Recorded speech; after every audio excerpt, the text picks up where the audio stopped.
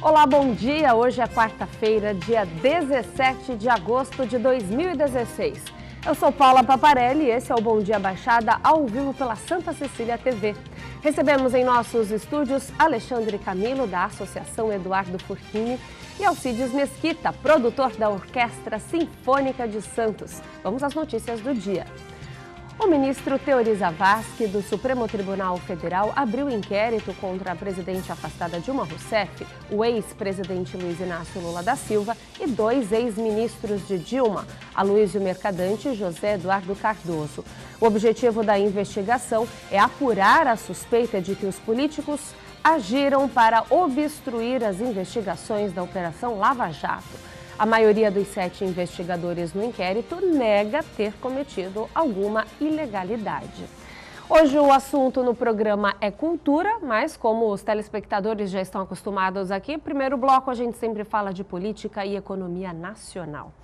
O que dizer? Ninguém tem culpa, né, Mesquita? Bom dia, obrigado pela participação de vocês. Bom dia, que legal, que alegria estar aqui. Do lado da Mesquita, que é sempre um aprendizado para mim. Olha, é sempre um aprendizado. A gente já começou o programa sorrindo e você já viu que o programa hoje, que sempre fala de coisas muito sérias, política e economia, hoje é bem descontraído. Vamos falar muito sobre o coração, a ação do coração e muitos projetos culturais. Mesquita, vamos falar de... Vamos deixar o programa sério, pelo menos nesse primeiro bloco? Vamos voltar a essa pauta, Vamos voltar à pauta que é política e eu acho que é uma oportunidade de pessoas que trabalham com a parte cultural falarem de política e o telespectador saber a opinião deles, porque além deles trabalharem nesse meio que envolve muita política também, eles também são cidadãos e têm as suas opiniões e participam, dividem esse momento de crise com todos os brasileiros. Eu acho que isso que é o diferencial, né?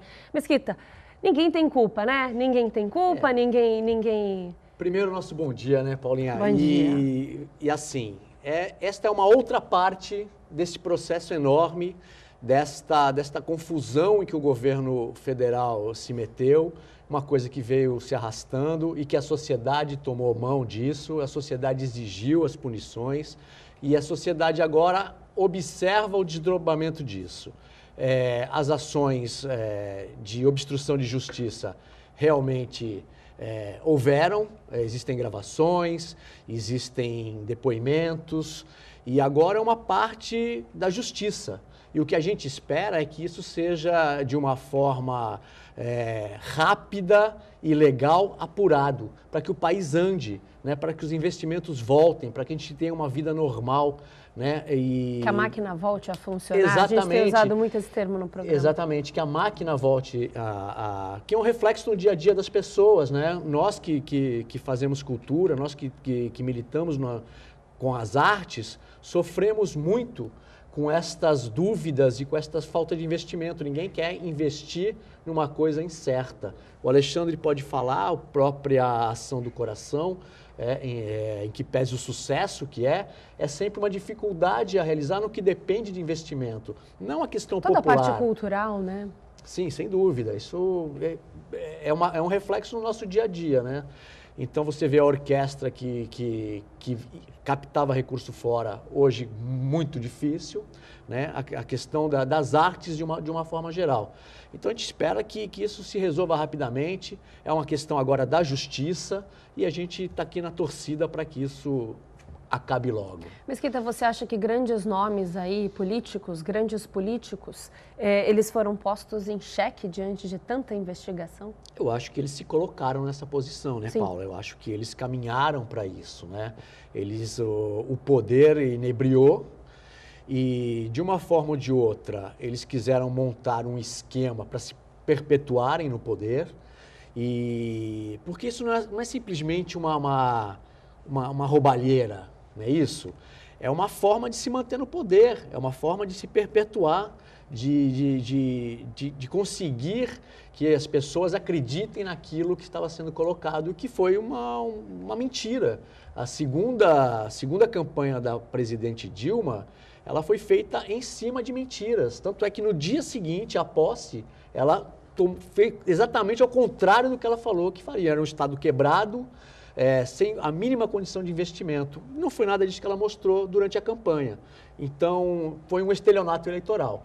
A gente torce realmente agora na questão da justiça que ande rápido e que os culpados sejam punidos, como para todo mundo.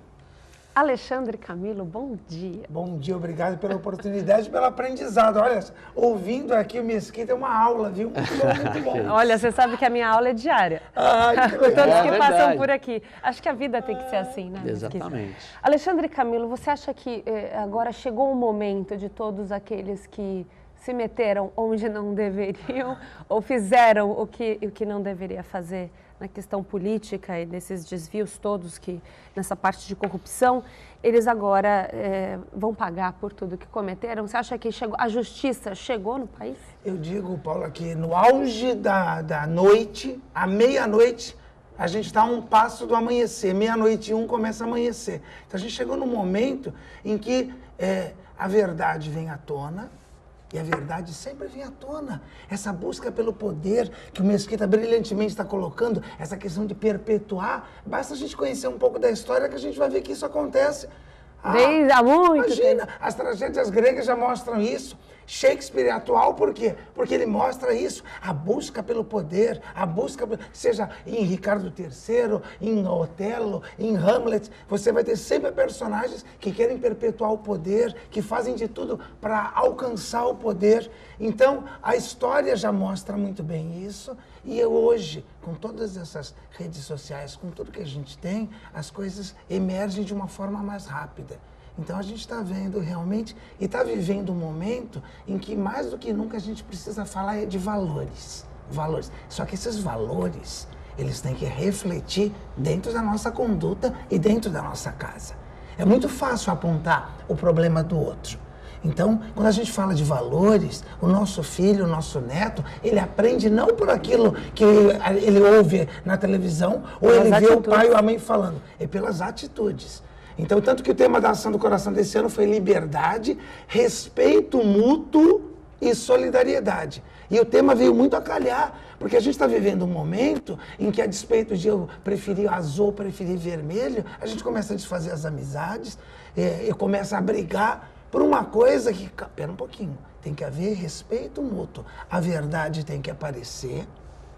Os culpados têm que ser punidos, eu acho que é um momento exemplar da história, onde a gente está conseguindo, mas isso não pode ser ai, que bom, já vai acabar e agora vai ficar tudo bem. Isso é uma busca constante, porque pessoas corruptas, na história inteira vai ter, tem um texto grego ótimo que fala sobre adolescentes. A ideia que o adolescente quer conquistar o mundo, que o adolescente não respeita os mais velhos. Você começa a ler e você fala, mas isso é atual. É um texto grego que fala sobre a questão do comportamento do adolescente. Então, eu acho que mais do que nunca, no momento atual, a gente tem que respeitar, tem que haver esse respeito mútuo, né? Mesquita pensa diferente de mim, Paula pensa diferente de mim, que bom. É com isso que eu vou crescer. Mas, ao mesmo tempo, a gente precisa... A César o que é de César. Quem é culpado tem que ser punido. E a acho que justiça esse tem é o que ser momento. feita. A Chegou o justiça tem momento, que ser né? feita. E esse reflexo, volto a dizer, tem que estar dentro da nossa casa, na hora que a gente quer estacionar o carro, na hora que a gente quer dar o jeitinho, na hora que a gente não quer licenciar, isso tudo. Então a gente não pode falar, a gente tem que dar o exemplo. Não adianta a gente reclamar que o governo faz e acontece, sendo que se a gente estaciona na vaga que é para deficiente, Isso. né? Conhece aquela historinha curtinha do Gandhi, que a mãe levou e falou que o filho era diabético e que ele não podia comer açúcar e que não adiantava ela ficar falando, porque ela falava e o filho não ouvia. Filho tem isso, né? A mãe fala, o filho não ouve. O colega fala, alguém fala, ele ouve. Aí o Gandhi falou, a senhora volte então a semana que vem. A mulher ficou frustradíssima. Nossa, voltou na semana seguinte, aí o Gandhi chegou para o menino e falou, você não pode comer açúcar. Aí ela falou, precisou uma semana para isso? Aí ele falou, que naquela semana eu estava comendo açúcar. Aí eu parei de comer e agora eu posso pedir para ele parar de comer. Então, nós temos que dar o exemplo. Então, não, a gente não é faz o que eu digo, não faz o que eu faço. É verdade. Eu falo muito, já estourei o tempo não, né? Quase. Programa ao vivo e a gente segue. A presidente afastada Dilma Rousseff divulgou nesta terça-feira uma carta batizada de Mensagem ao Senado e ao Povo Brasileiro. No texto, ela diz ter acolhido com humildade as críticas que ouviu nos últimos meses. Ela também propõe a realização de um plebiscito sobre a antecipação das eleições de 2018.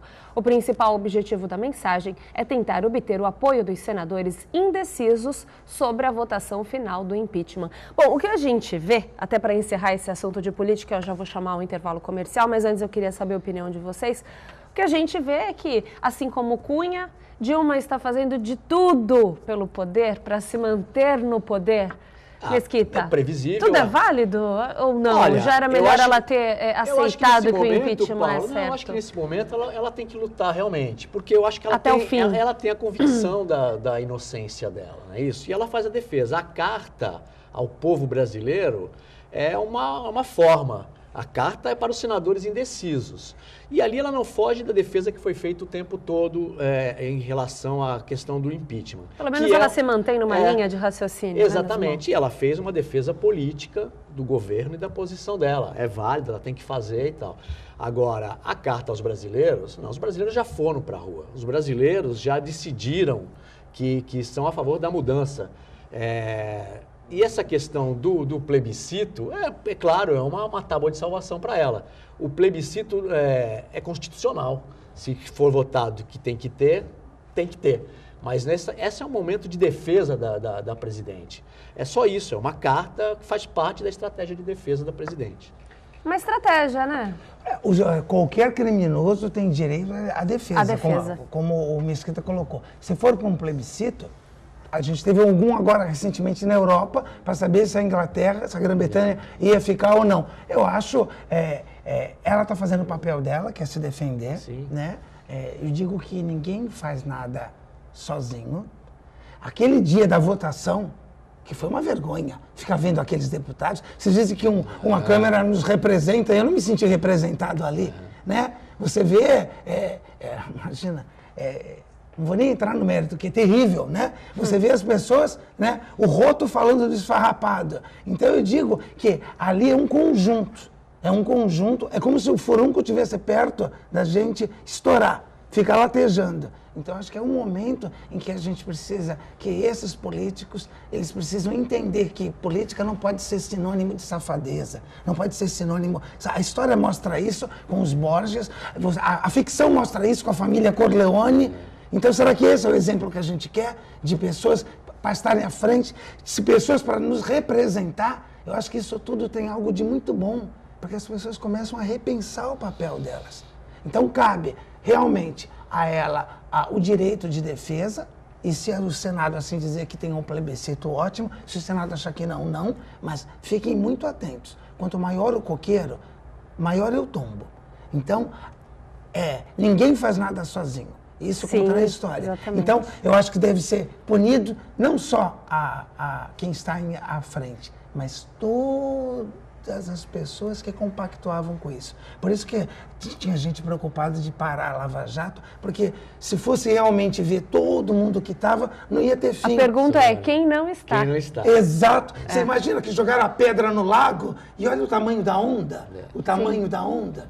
Agora, como a gente está aprendendo também, hein? Sim, sem Olha, dúvida. quantas metáforas.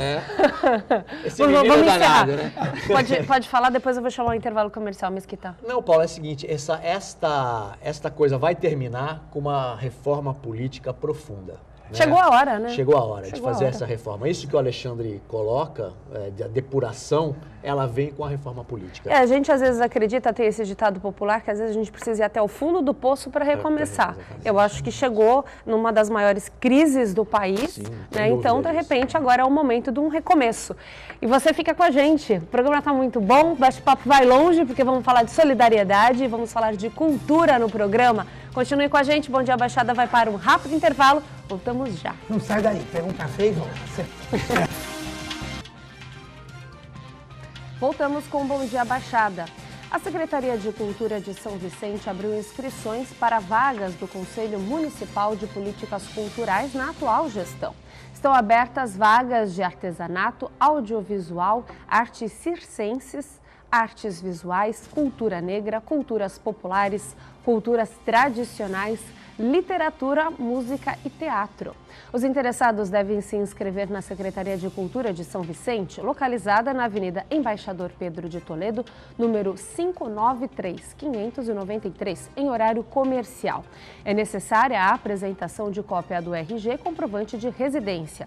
As inscrições seguem até o dia 26 de agosto. Aproveite a oportunidade. Vamos falar de cultura agora, vamos mudar de assunto, falar de coisa boa, de projetos. Ação do Coração já aconteceu, mas não para nunca, né, Alexandre Camilo? Todo dia, Paula Mesquita sabe disso, todo dia é dia da gente fazer o bem. Todo dia é dia de a gente colocar o nosso coração em ação. Então você que está nos assistindo, hoje é o dia de você pedir perdão. Hoje é o dia de você dizer eu te amo. Não espere o Natal. Não espere um momento ou uma data. O dia é hoje. Se tiver que escolher um dia para ser o dia de perdoar e de declarar o nosso amor, pode ser dia 2 de agosto, que para mim começou como o dia mais triste da minha vida, que a gente transformou no dia do amor. Mas o dia da ação é o dia de hoje. Hoje é o dia que a gente tem a oportunidade de estar de bem com alguém. As crianças ensinam isso pra gente, né? É triste do professor que acha que ensina a criança. Ele aprende com a criança. Porque a criança fica de mal e daqui a pouco ela tá de bem. Esquece. Nós fomos crianças, a gente ficava de mal e ficava de bem. Agora a gente cresce, você que está nos assistindo ficou de mal da vizinha, esquece de ficar de bem. Então, cada um... E quando você está de mal de alguém, quando você guarda mágoa de alguém, é como se você estivesse segurando uma brasa, querendo que o outro se queimasse. Então, o maior beneficiado quando você perdoa é você mesmo. Então, às vezes, o que a gente precisa é dizer o óbvio. Fazer o bem, faz bem. Por isso que a ação se perpetua durante o ano inteiro, tem o seu auge no dia 2. Na verdade, o dia 2 é como se fosse o dia de celebrar todo um trabalho de um ano. É o dia da festa, vamos colocar assim. Mas tem todo um trabalho que não para, né? Domingo agora, estamos voltando para a segunda unidade da Fundação Casa. Nós atendemos 8 unidades da Fundação Casa. Está indo justamente no dia da visita dos pais, porque é esse. Os internos fizeram os corações. E os corações da Fundação Casa vêm com mensagens. Eu tenho 2 comigo. Num deles está escrito assim: mãe, a senhora tinha razão. Um menino escreveu isso. A transformação, desculpa eu te interromper, não é só deles, é nossa e fica para todo um legado, né? É um aprendizado. Sim. A maior crise que a gente vive é sempre a falta de amor. Porque se existe amor, eu divido o agasalho. Se existe amor, eu divido o alimento. Aonde há amor, existe harmonia. E é isso que a gente não pode perder. Por isso que a gente estava ali conversando com o Mesquita antes de começar, o aprendizado que isso dá, né? O aprendizado que isso dá, porque você vê as pessoas entendendo mais a importância da gente ser solidário. Eu trouxe corações para a redação, para o Gustavo Klein, para o pessoal que ajudou o Poari, para o pessoal da Lab. Tem um para você.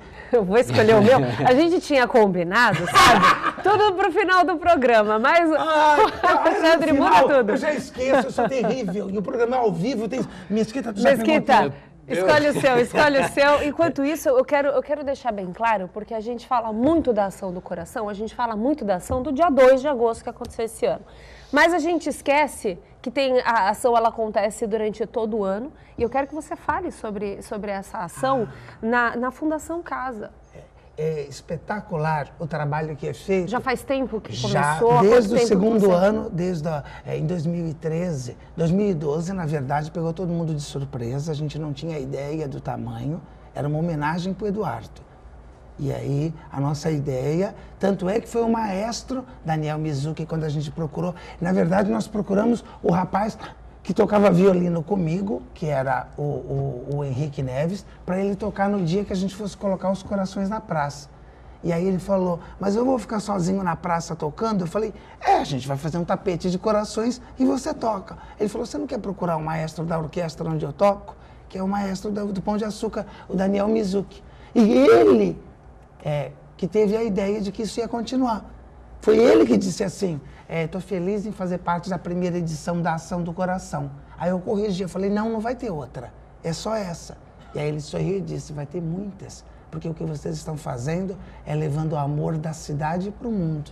Então eu sempre falo isso, que ele foi o primeiro a ter a ideia de que isso ia continuar. Na nossa concepção, não.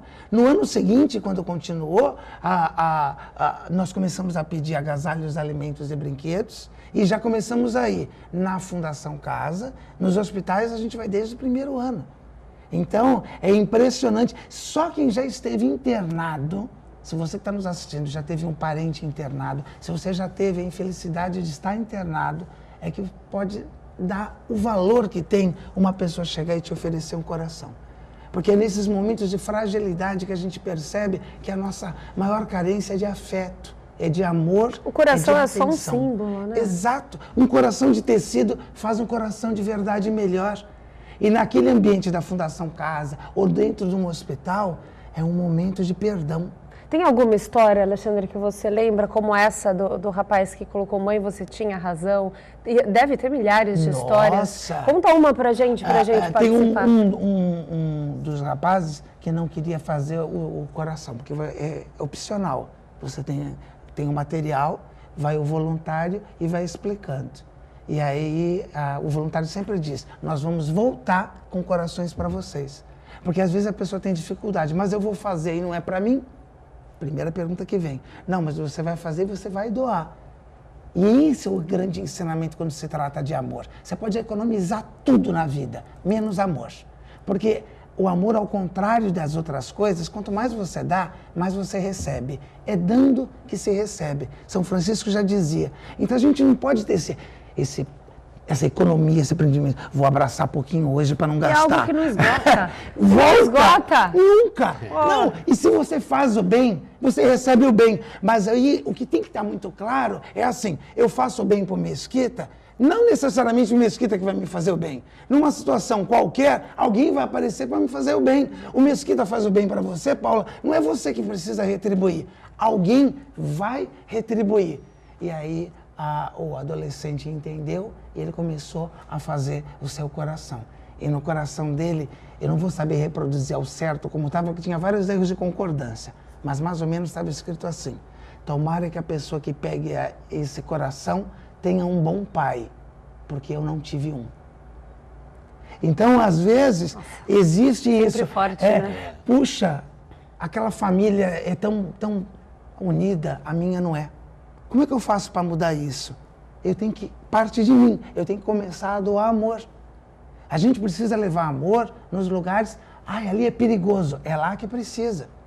O hospital, quem está fazendo tratamento de câncer faz corações.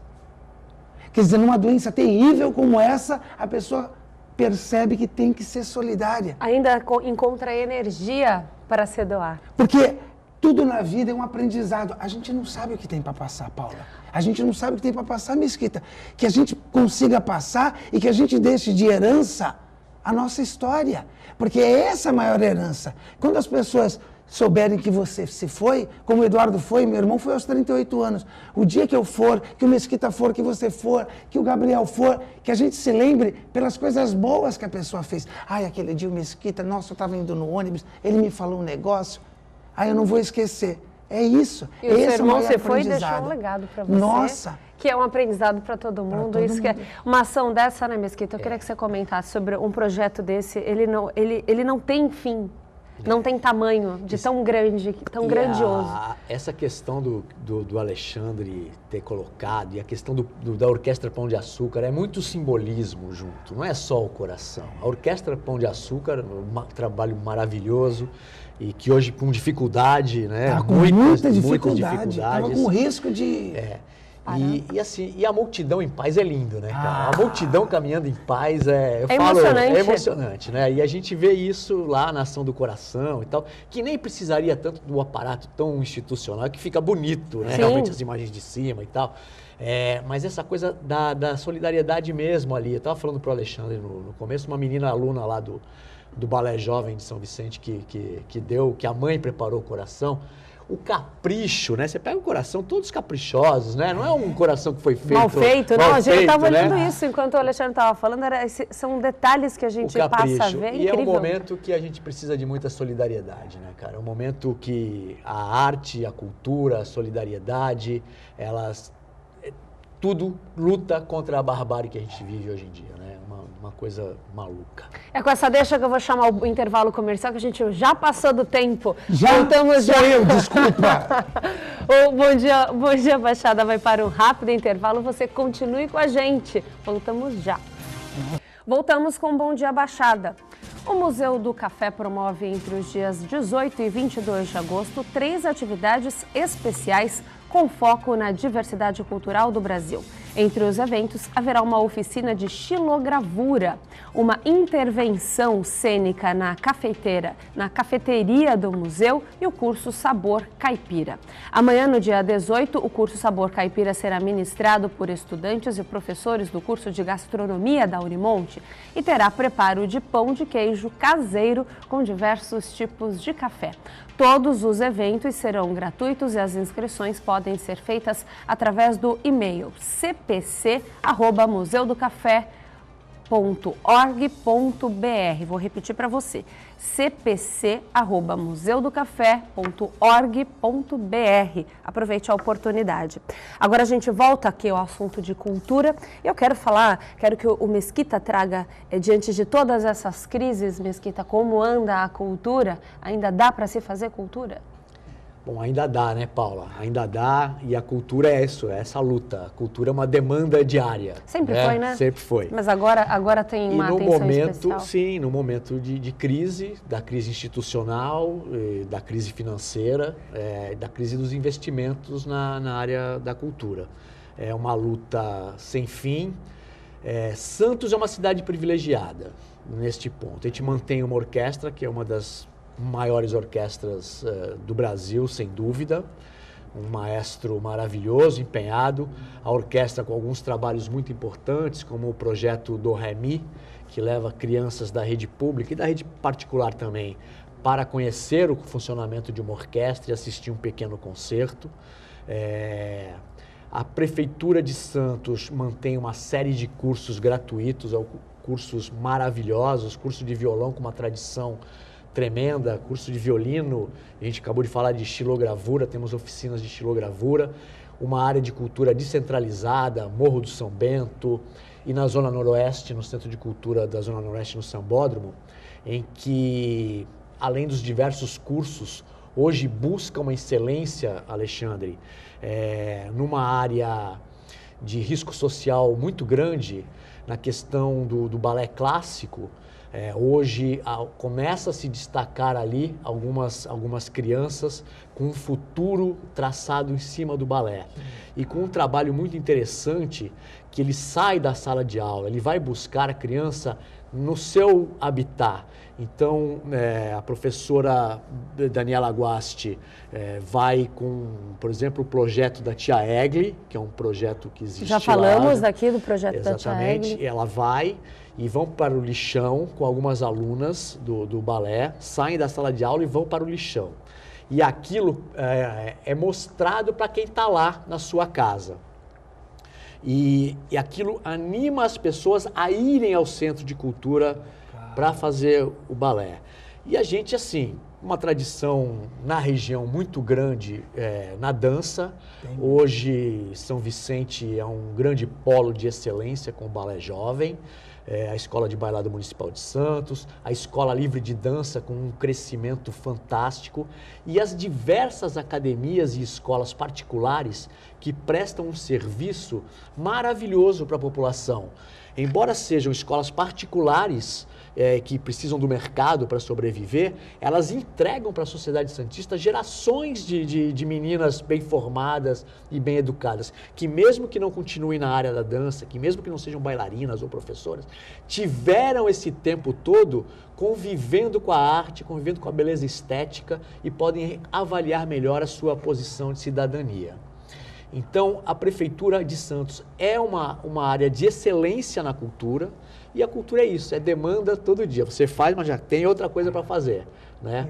E assim, é fantástico, como o Alexandre coloca, a questão da solidariedade na arte, né? A arte é solidária, a arte promove a solidariedade. E a gente, como instituição, como poder público, cumpre essa parte de uma forma excelente. Eu acredito, assim como o Alexandre colocou, esse trabalho com o social, esse trabalho com a Fundação Casa, acredito também o trabalho com a comunidade carente. Eu acho que esse serviço de você sair do escritório, sair ali do seu trabalho diário, ir até onde o problema está, você trazer a população, esse trabalho, ele é recompensador. Você conhece, você vai no habitat da pessoa, você se depara com a realidade que eles vivem. Quando você consegue trazê-los e ainda tirar um dom que a pessoa nem sabia que tinha, como para a arte, para a dança, para o teatro, para o desenho, seja lá o dom, você descobre um dom e de repente uma profissão naquela vida. Isso não tem preço, né? Isso não tem preço. E você vê essa questão da formação, ela num primeiro momento, ela nem é muito levada em consideração. Você quer a menina na sala de aula para ocupar o tempo, o menino, e você acaba tendo resultados fantásticos. Você pega o Balé Jovem de São Vicente, 8 já para companhias europeias. Esse ano vão 2 meninos e uma menina. Que é o mais difícil, que é o mais né? difícil, quebrar essas barreiras, né, dos preconceitos e tal. E outro dia tem um caso interessante lá com o projeto da tia Egli, a Egli com aquele jeitão dela lá e tal. Chegou e falou para Daniela, tem uma menina lá no DIC que ela passa o dia dançando e tal, e eu achei ela magrinha, achei ela bonita, não sei o que, aí lá, vamos lá ver a menina. Chegaram lá, a menina tinha um físico privilegiado, um físico próprio para o balé, e ela tinha um jeito, ela adorava, natural. Dom. Hoje está lá na sala de aula, a menina que merece o investimento do poder público, porque ela vai repercutir isso no habitat dela, cara. Então é muito legal. Então o Centro de Cultura da Zona Noroeste hoje está se tornando um polo de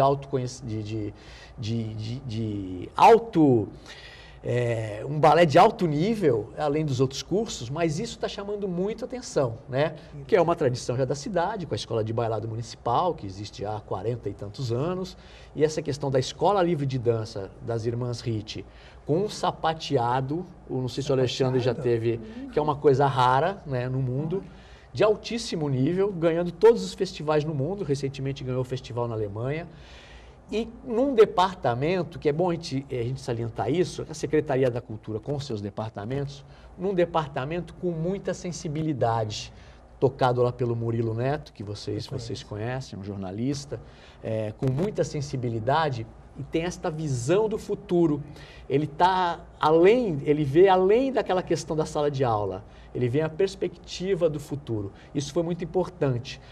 Quando as pessoas, principalmente esse ano, agora ano eleitoral, começam essas críticas à prefeitura e à oposição, essa coisa toda, que a gente não tem, nossa questão é outra, nossa questão é arte, é cultura, a gente tem que fazer a defesa. Claro.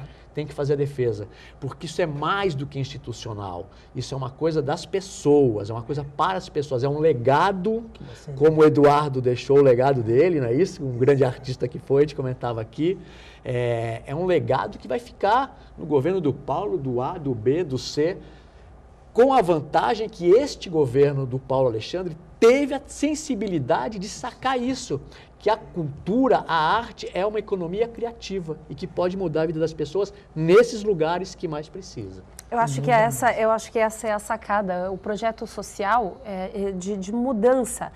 Educação, saúde e a arte, elas caminham juntas. O esporte, principalmente, assim como a arte, você pode resgatar pessoas que estavam com problemas nas drogas e em outros tipos de problema na criminalidade.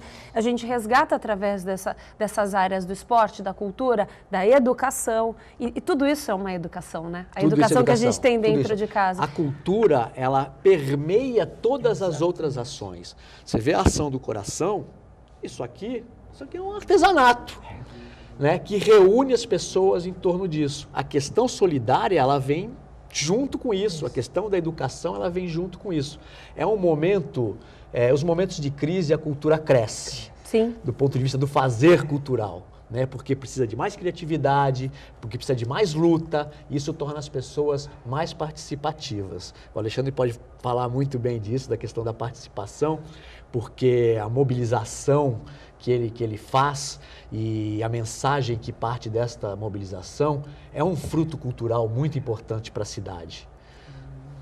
Eu fico encantado de ouvi-lo. Olha, concordo em tudo que você disse, Mesquita, porque uma pessoa que faz teatro, que faz dança, independente de ela ter oportunidade de exercício profissionalmente, que é uma possibilidade, como esse caso que você contou da menina que a tia Egli apontou, nunca ela vai esquecer.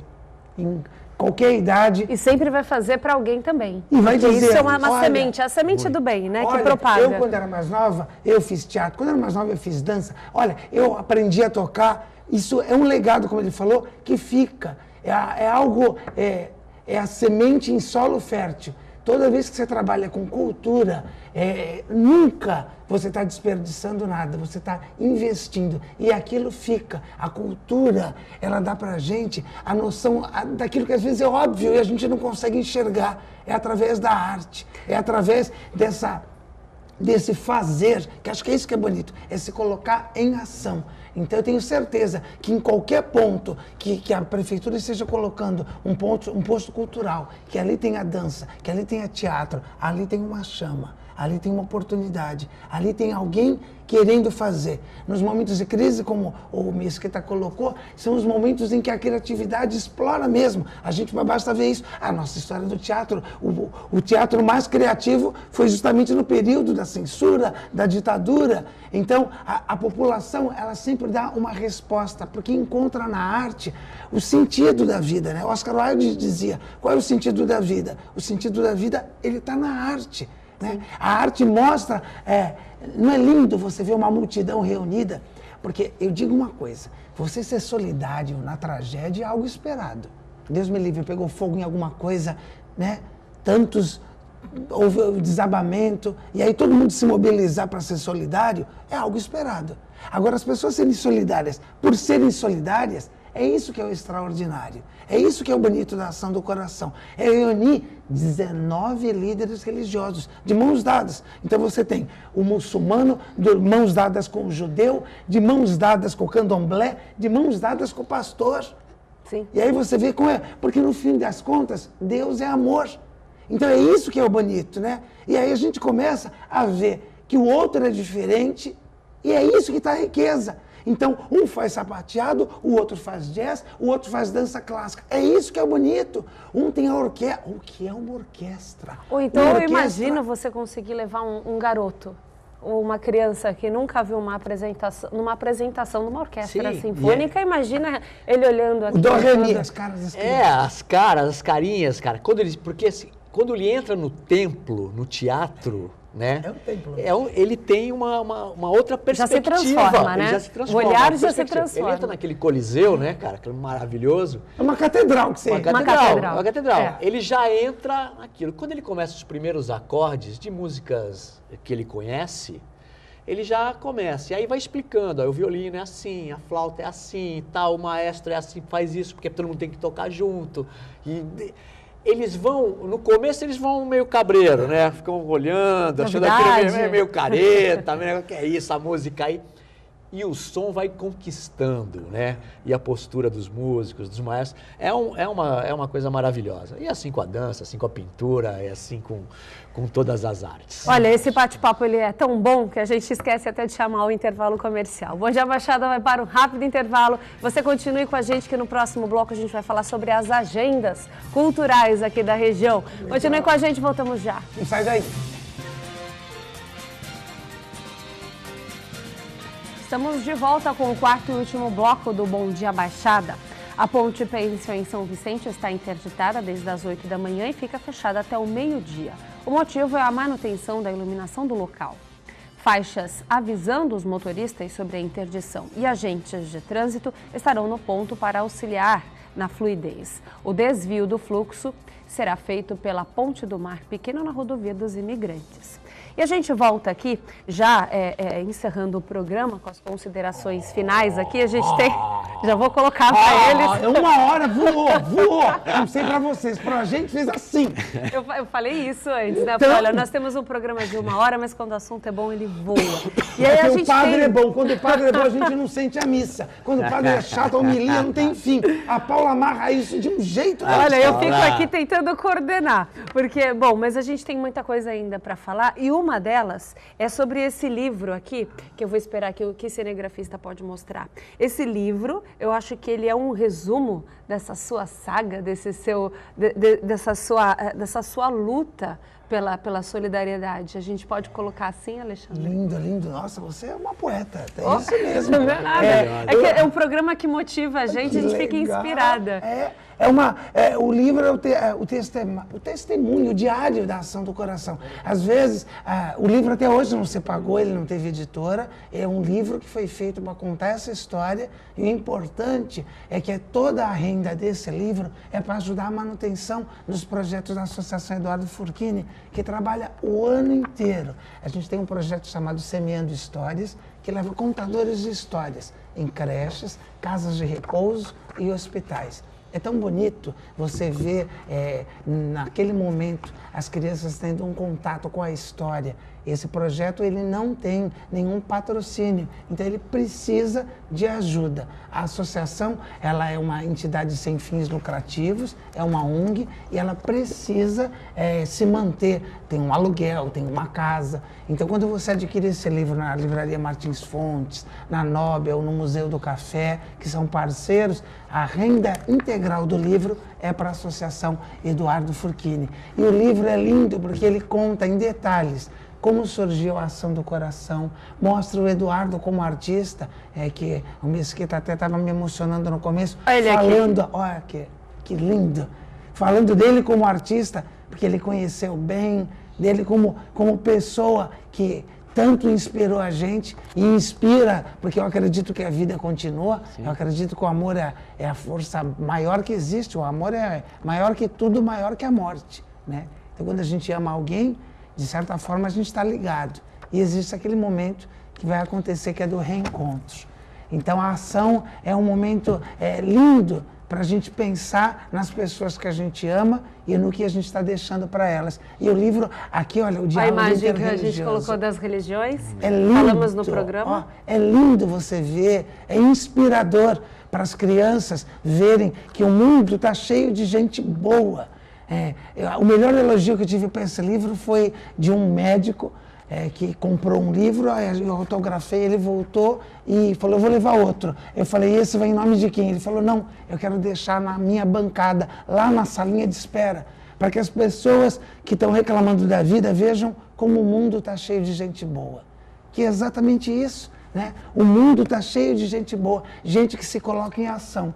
Então é um livro de fotos, todas as fotos foram doadas por artistas santistas, tem artigos de jornalistas que vão contando um pouco dessa linda história de amor, que começa com uma dor e essa dor se transforma em amor. Eu acho que é assim que a gente tem que ver a vida, né? Essa transformação, seja através da arte, seja através da política, como a gente sempre fala todos os dias aqui, da sonhada reforma política, que o país, eu acho que realmente precisa, a gente vê numa ação dessa de solidariedade um exemplo para tudo na vida, né? E eu acho que isso é que fica. É o que vai ficar, por isso que é tão importante as crianças participarem e entenderem, porque a criança liga a televisão e vê na internet, ela começa a achar que o mundo é um lugar que tem gente que só mata e faz coisas ruins, quando na verdade não.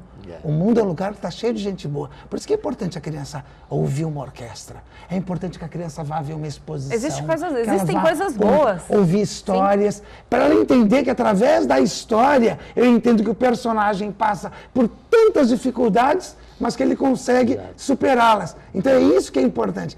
São esses bons exemplos que a gente precisa ter. Se a nossa vida fosse uma história, o momento atual, os personagens estavam vivendo um grande conflito no reino. Se fosse uma orquestra, o maestro estava completamente atordoado e tinha alguns naipes fora de tom. Mas isso vai acontecer em quê? Que a orquestra vai tocar bonito, que o reino vai voltar a ser o que era, ou vai voltar a ser melhor do que era. Então, é essa analogia que a arte traz para a gente, é essa esperança, esse respiro de que as coisas vão ficar bem a partir do momento em que nós, cada um de nós, se colocar em ação a favor do outro.